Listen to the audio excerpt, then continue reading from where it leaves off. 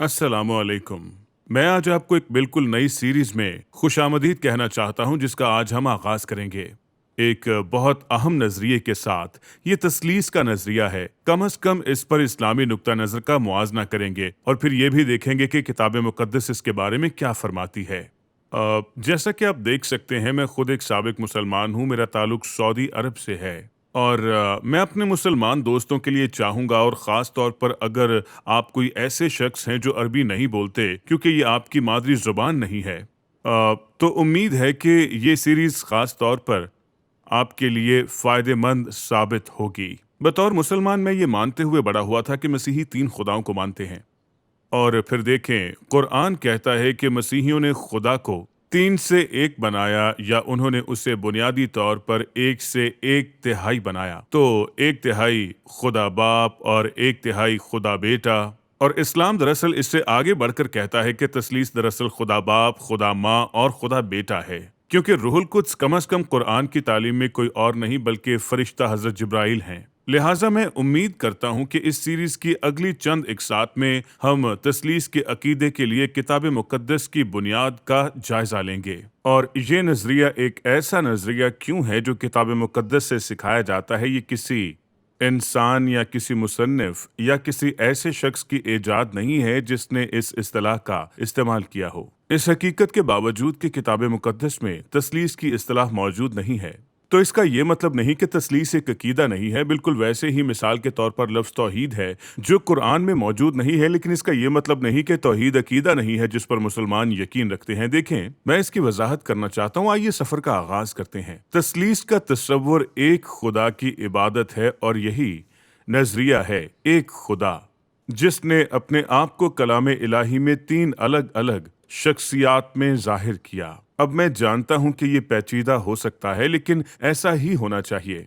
खुदा ताला को मेरे महदूद दिमाग के साथ समझना आसान नहीं है, बल्कि रब्बुल आलमीन लामहदूद है, और वो कादिर मुतलक है, और वो पेचीदा है। इसलिए मैं कौन होता हूं जो ये समझ सकूं कि खुदा ताला कौन है, और उसने अपने आप को मुझ पर जाहिर करने का यूं इंतखाब किया। एक खुदा 3 अलग अलग शख्सियात में। अब कुरान दर हकीकत बिल्कुल मुख्तलिफ तरीके से तालीम देता है। दरअसल कुरान कहता है कि मसीही 3 खुदाओं पर यकीन रखते हैं, और यहाँ पर कुरान की 5वीं सूरह मायदा की 73वीं आयत में लिखा है, मैं आपके लिए पढ़ूंगा, इसे गौर से सुनिएगा। वो लोग भी काफिर हैं जो इस बात के कायल हैं कि खुदा 3 में का तीसरा है। लेकिन बात यह है कि किताब मुकद्दस असल में ऐसा नहीं सिखाती। किताब मुकद्दस एक खुदा की इबादत सिखाती है, और वहीं ये खास आयत मुझे बताती है कि इस आयत का मुसन्निफ खुदा नहीं है। ये खुदा नहीं हो सकता।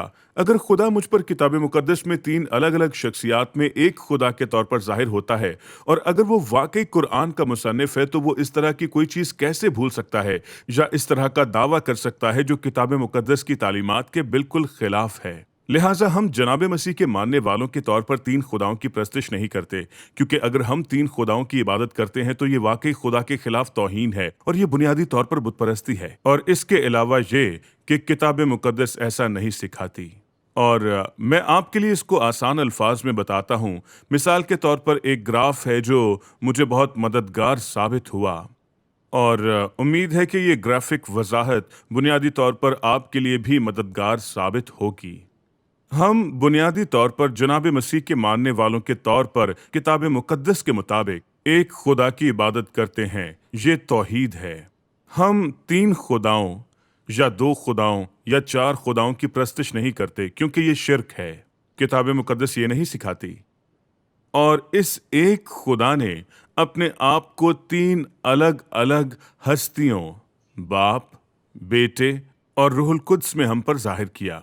और हम कलाम इलाही के मुताबिक ये नहीं मानते कि ये खुदा अपने आप को बदलता है, एक बार बाप बनता है, या दूसरी बार बेटा, या तीसरी बार रूहुल कुद्स बनता है।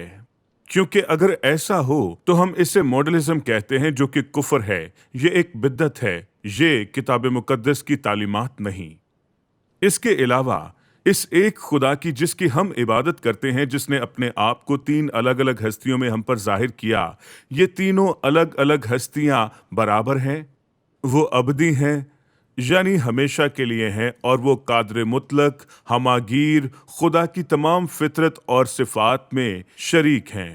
یہ کچھ چیزیں ہیں جو کتاب مقدس ہمیں سکھاتی ہے کہ خدا کون ہے، اور ہم بنیادی طور پر یہ نہیں مانتے کہ خدا باپ اور خدا بیٹا یا خدا بیٹا اور خدا روح القدس میں مساوات کی کمی ہے، کیونکہ اگر ایسا ہے تو یہ ایک اور کفر ہے جسے ماتحتی یا سبارڈینیشنزم کہتے ہیں۔ لہٰذا امید ہے کہ اس چارٹ نے آپ کے لیے تثلیث کے نظریے کو آسان بنا دیا ہے، جیسا کہ کتاب مقدس میں ظاہر کیا گیا ہے۔ اب مجھے امید ہے کہ اس تعارف نے جو ہم نے اس مختصر سی قسط میں کیا ہے بشمول اس چارٹ نے آپ کی یہ سمجھنے میں مدد کی ہے کہ تثلیث کے عقیدے سے میرا کیا مطلب ہے اور مسیحی کس چیز پر یقین رکھتے ہیں۔ اور اگلی ایک ساتھ میں ہم ایک سروے کریں گے، ایک سفر اگر آپ چاہیں تو کتاب مقدس سے، انجیل شریف سے، خدا کے نظریے سے متعلق کہ اس نے اپنے آپ کو کیسے ظاہر کیا، اور ہم پوری کتاب مقدس میں دیکھتے ہیں کہ تثلیث کا عقیدہ ایک خدائے ثالوث جس نے اپنے آپ کو 3 الگ الگ اشخاص باپ، بیٹا اور روح القدس میں ہم پر ظاہر کیا، کیسے یہ نظریہ کلام الہی میں چمکتا ہوا نظر آتا ہے۔ لہٰذا میں آپ کو دعوت دیتا ہوں کہ آنے والی تمام اقساط میں آپ ہمارے ساتھ شامل ہوں۔